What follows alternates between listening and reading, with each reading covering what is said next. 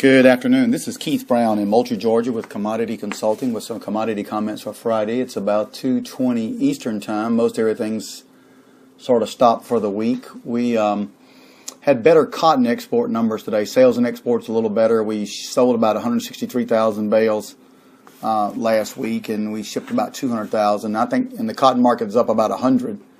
And of course, part of it's because the market is so oversold.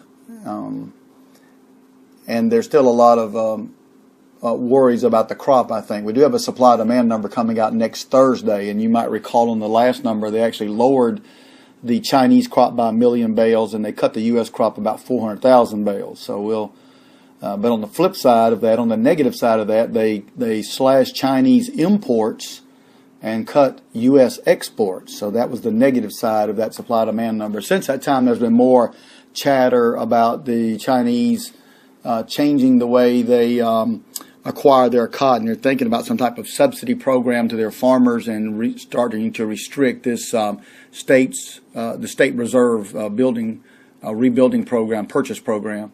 And so that remains to be seen.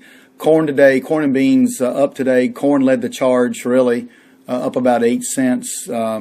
It's showing 98 degrees Monday in Iowa and really no rain. But I guess rain's becoming less of a factor for the corn market now, and cold weather is much more of a definite threat, I would think. And we don't really see much cold weather on the horizon, but you know that can come on a Saturday night, I guess.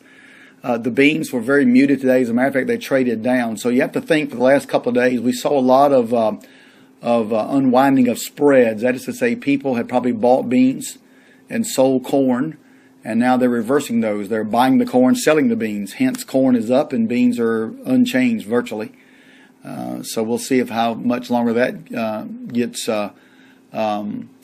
involved in the market, and we'll certainly see what weather is. And of course, for corn and beans, there is a supply-demand number out next Thursday, and some of these forecasters now are actually increasing the bushel per acre for corn to 157, and actually increasing the bean a little bit. But I think they're using historical or mathematical norms and not really looking at the crop itself. So that's certainly a difference there. So I think the jury's still out on the grains. We're going to have a record huge crops, but maybe not as much as people think.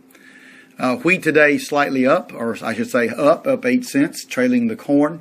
But we've lost some wheat business. The Black Sea region out of Russia, they're really shipping a lot of wheat, so that's a little discouraging for that market. Crude oil up, of course, $2 today based on stuff in Syria.